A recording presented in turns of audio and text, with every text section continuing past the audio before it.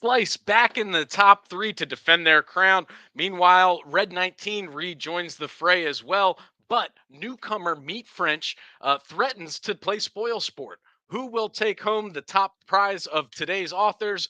The truth will soon be known on Clash of the Pencils live stream.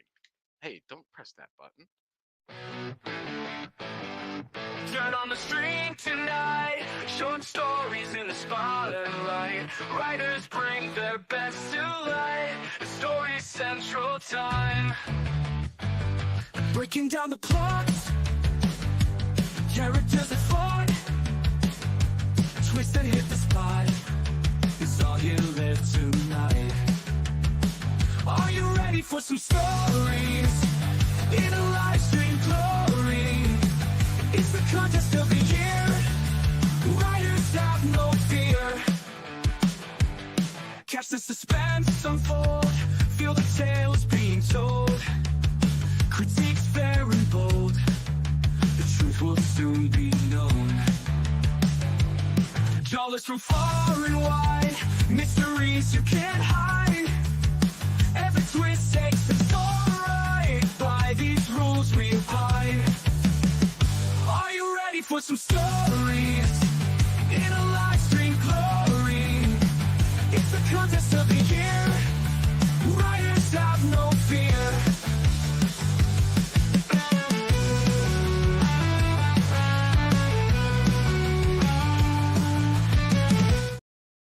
Woo, writers have no fear. Indeed, we have three fearless writers who have submitted some amazing stories for us to analyze tonight. And I am your host, as always, Tom Sherman. And joining me is Greg, the Reader Peterson. How are we doing today, good sir? What's up, folks? Welcome to Story Squad Clash of the Pencils live stream. We've got the best three stories handwritten on the entire internet today, Tom. Couldn't be more excited.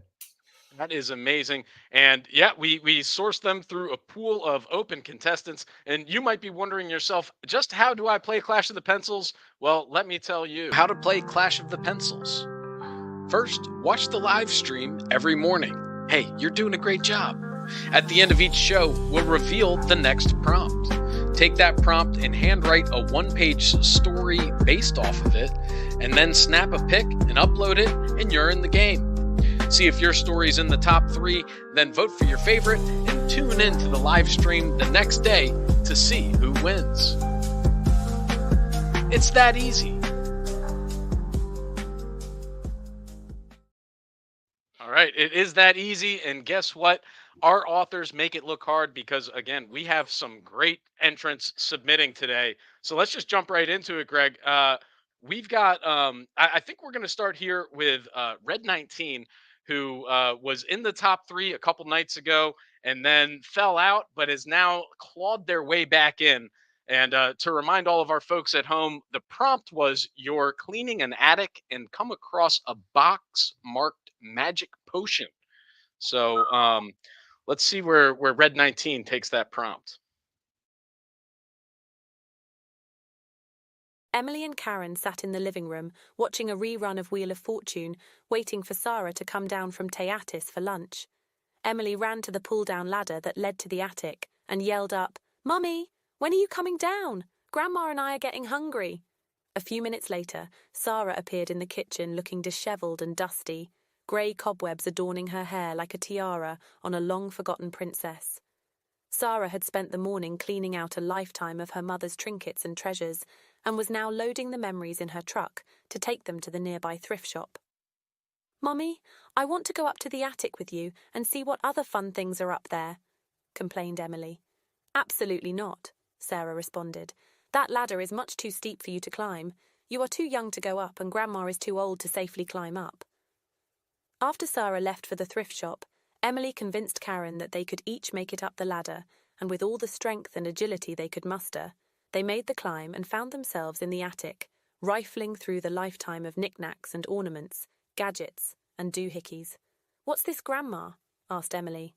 "That's a telephone," chuckled Karen, holding a contraption with a round dial with numbers and a very long spiral cord. "Where's the screen?" inquired Emily.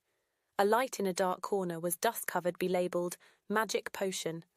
Karen reached in and pulled out a vial of sparkly powder and asked Emily what she wished for. Little Emily wished to be older so she could do what she wanted and not always be told no. She was too young. Karen wished to be younger, and with a sprinkle of sparkles, they each got their wish.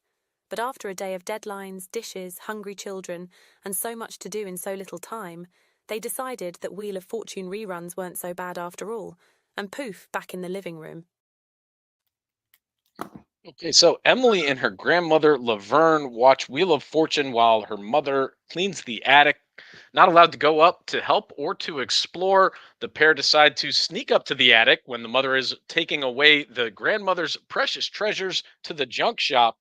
And there they find a magic potion where the younger wishes to be older, the older wishes to be younger, until they both realize that being an active middle aged adult is the least fun of all and decide to return to their vegetative states on the couch watching TV.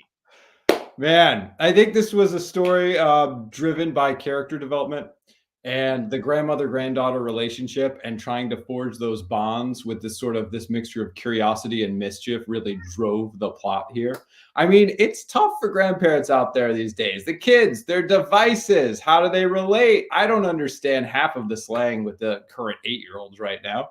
I can only imagine a grandparent. But what's interesting here is that once the parent leaves, grandma, grandkid are going up that ladder. And what do they find? They find this sort of treasure trove of, what was it, knickknacks, ornaments, gadgets, doohickeys. I love the sort of nostalgia for this 20th century daily life. And then the granddaughter being like, what the heck is this telephone with the long spiral cord? There's these images that the grandmother then uses the expertise to relate to the granddaughter. I think it's really funny in terms of the plot that the wishing, it's sort of the grass is always greener on the other side of the fence. The old person wants to be young, the young person wants to be old. But like you said, there's a sweet balance in the poetic justice of no one wants to be a middle-aged adult, Tom. No one. No one. No one. I Yeah, was I did enjoy that sort of circularity of they're starting on the couch and then they end in the couch. But having grown a little bit just by having had that experience of understanding that where they are in their life's journey is exactly where they need to be. I did think that that was kind of the best action tension plot of that story, was where the young turns old and the old turns young and they experience those errands or whatnot. But that's only two sentences. That's like the what Mhm. happens. Did the mom come home and realize that grandmother and daughter are completely metamorphosed? Like that's where I wanted to Yeah, see some more elaboration. some dialogue and detection work on the mom coming in to stop the Yeah, fun. right. That could have been a rich source of some situational comedy. Or was mom just so busy she just went right up to the attic, didn't even realize, Yeah. and It's so a it's one of day those of things. deadlines and dishes, Tom. That's That's right. real. That's That real. is that is real. Uh, Speaking of deadlines and dishes, we're gonna dish on to our next one. Well, actually, real quick, yeah, yeah. That's I I'm just want reminded to of one mention Red thing. Knight. I gotta get one thing in here. Yeah. When I was watching the story flex, I was Freud had a joke, and he was said, "What do grandparents and grandkids have in common?" You want to know what it is? What's that? A common enemy. Ha, mom. Classic. And yeah, and exactly that's why it's not that fun to be mom. Anyways, all right. So good opening salvo here from Red 19.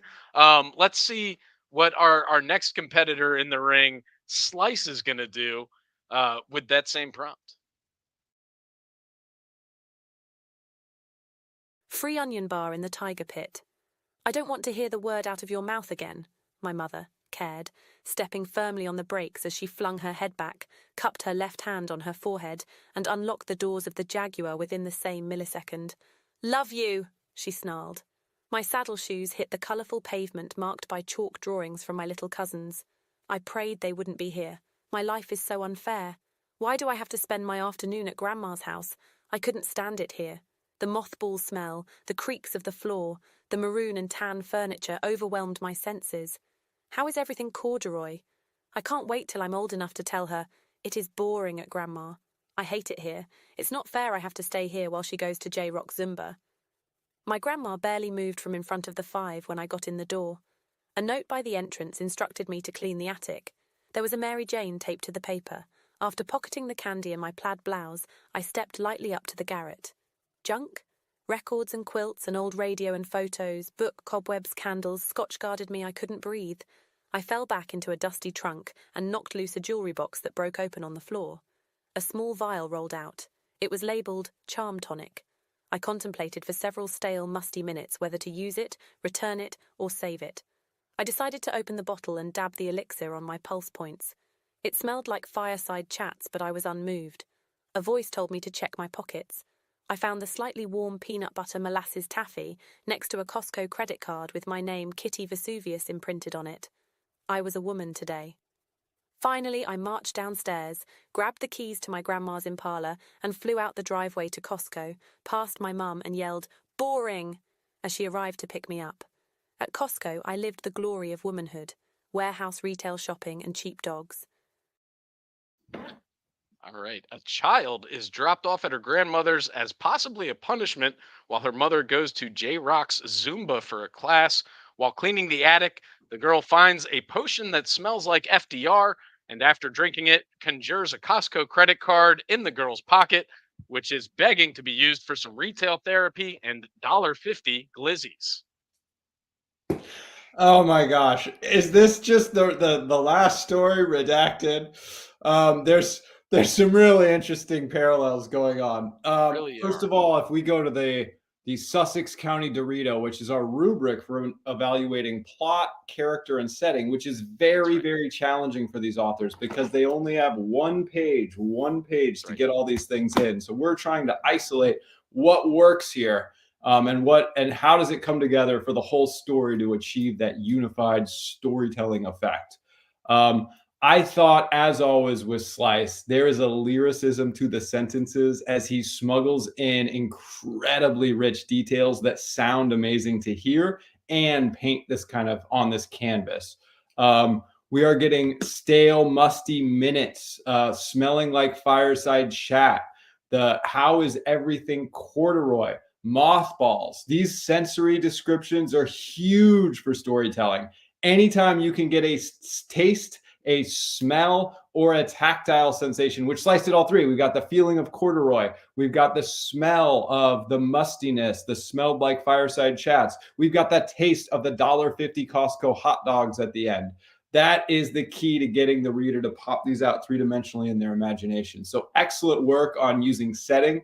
The character, it seems like mom abstracts herself yet again, and grandma and daughter, it's really daughter is basically not bonding so much with grandma like the last story, but finding a Costco card in her name, Kitty Vesuvius. I was wondering about, there was some parallel here, which I can't quite figure out, but there was a Jaguar car in the opening scene. She gets dropped off and then she gets into an Impala and her name is Kitty Vesuvius. Might be a parallel. Might be just the random musings of Slice that we've come to know and love. What do you think, And Tom? the title of the story was Free Onion Bar in the Tiger Pit. So a lot of big cat thematics going on here. If only we could figure out what it meant, then we'd really be in business. Yeah, I thought it was a great and just like you said, it's kind of amazing how sort of these thematics emerge throughout multiple stories of girl, mother, grandmother, cleaning attic. It's interesting how sometimes authors are able to kind of align and build a pyramid independently of each other, as it It's were. Is it a collective consciousness shared by the Story Squad universe? I mean, it could be. Scientists are studying it, I'm sure. So we'll have to figure that one out at a later time probably. But right now, here's what we can do. We've got one more story in the hopper. So let's see. This is a newcomer to the Clash of the Pencils ring, and this is Meat French with a story. I forget the title. I forget the. Wilson reluctantly ventured into his grandmother's dusty attic, determined to clean out the clutter. Amidst the old junk, he found a small box labelled Magic Potion. Curiosity got the better of him. so he opened it, revealing a vial of shimmering purple liquid. The note inside said, "Drink only if you wish for a surprise." He took a sip, and suddenly his hot pants started glowing neon pink, heating up like a furnace. Panicked, Wilson danced around the attic, trying to cool off. Eventually, he found another note that read, "To reverse the effects, dance like nobody's watching." Wilson awkwardly danced until the heat and glow finally subsided. Exhausted, he laughed at the absurdity of the situation, realizing that his grandmother had left behind one final surprise, a magic potion with a disco twist. Okay, and so here we have Wilson cleaning his grandmother's attic, discovering a purple elixir. After drinking it, his pants turn red hot, and the only way to cool them down is by busting a move across the attic, Dirty Dancing style.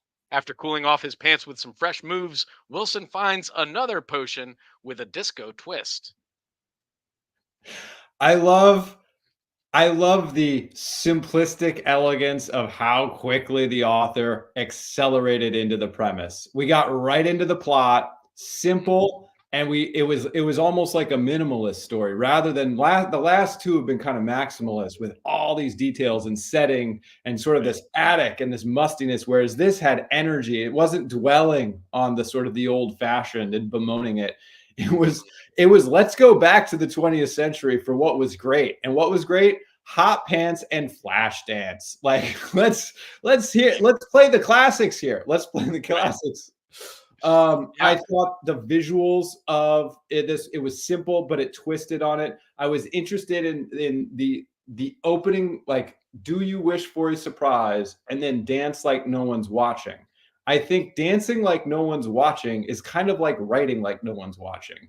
Everything's so scripted. And then when you put pencil to paper, you can kind of write with this abandon where it's this, I don't know, unconscious on the page, and you can see what Storyflix is going to do with it. And it felt freeing and light. And I ended it with a lot of energy rather than the previous two stories. So I think in terms of plot, it had a really nice ending. If plot is a function of beginning, setting up the middle into the ending, I think the middle of this was a little bit underdeveloped, but the beginning was simple and the ending paid off. What do you think? I totally agree, and I think the ending, the best part, as with great authors and great works, you want to set up that sequel, right? So sequel of the disco twist. Oh my goodness, that's another story in and of itself, I'm sure. I almost want a J Rock's Zumba room, Zumba with a disco twist.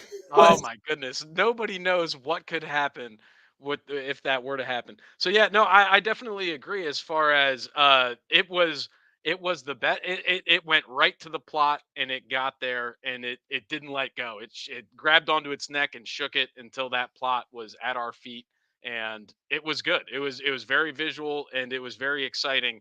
And what I think is kind of interesting is if you look at this Sussex County s'more, where each author has staked out a position on one of the Mm, corners, where Meat French is mm. here owning the plot.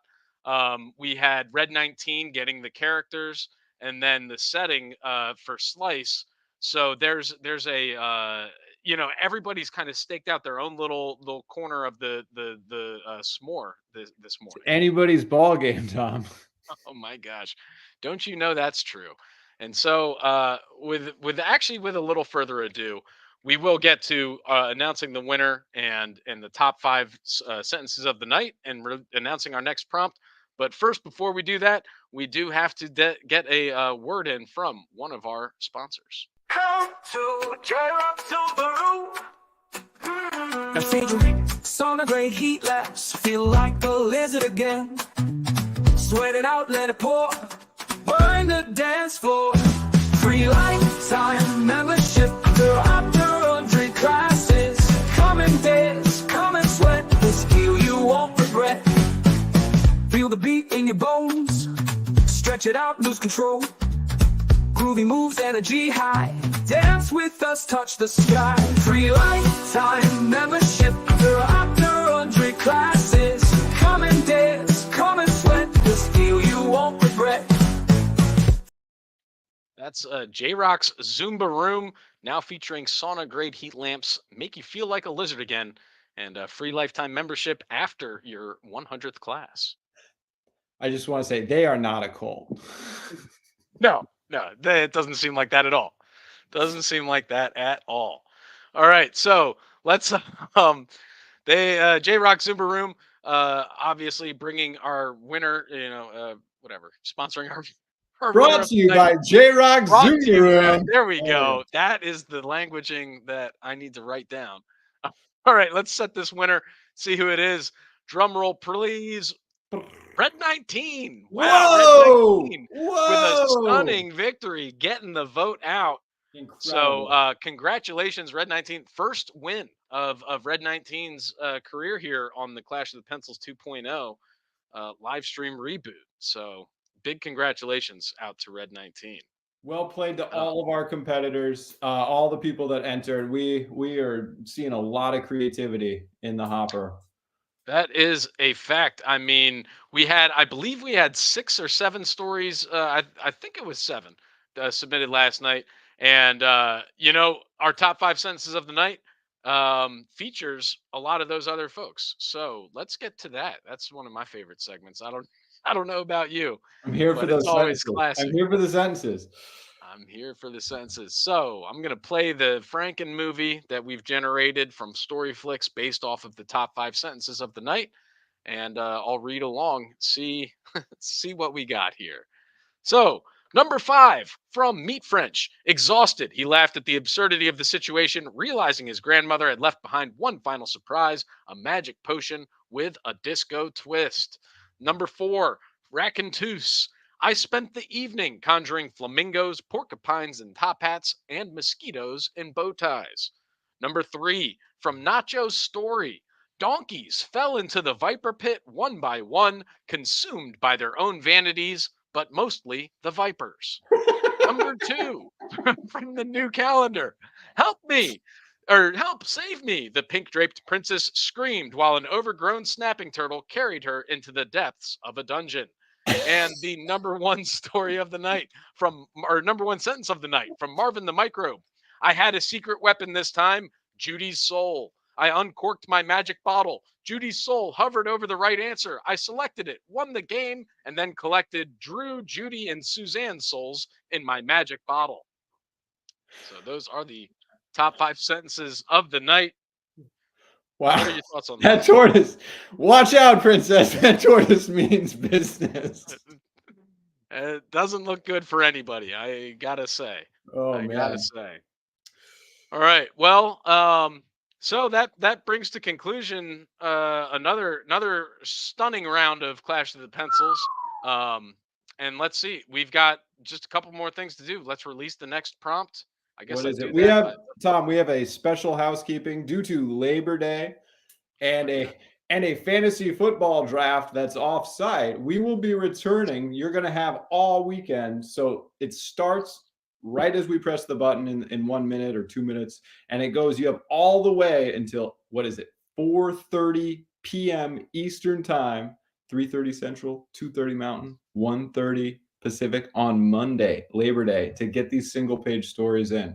So really let that marinate in your mind over this Labor Day. That means you've got time for multiple rough drafts almost.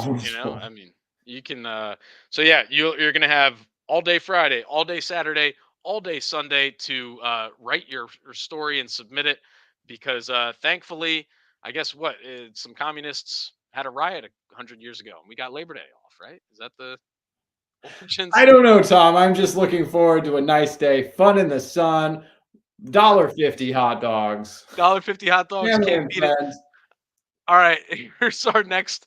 Let me see. Let me pull up our next prompt. This is never an elegant transition. It never is. It never is. And let's see. Was it something about space? I think we talked about space. I think it was something about space. I think it was this one where a detective on a moon base discovers a clue. So a detective on a moon base discovers a clue.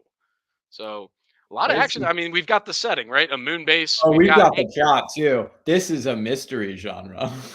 Yeah, there's all three elements are at play that you've got a little bit to work with every single one. So going to be exciting to see what our authors come up with over the next 4 days. So yeah, I guess until then we will keep writing over the weekend and get your submissions in by 4:30 p.m. Eastern time on Sunday, and then or Monday, right? Because Monday. Kids, don't let your creativity get captured. that's it. We will see you next time. Turn on the street tonight, short stories in the spotlight. Writers bring their best to light. The Story Central time. Breaking down the plots, characters that fought, twists that hit the spot.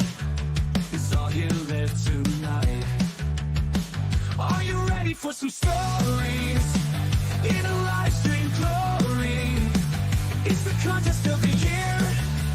Writers have no fear. Catch the suspense unfold. Feel the tales being told. Critiques fair and bold. The truth will soon be known. Jawless from far and wide. Mysteries you can't hide. Every twist takes the story right. By these rules we abide. Are you ready for some stories?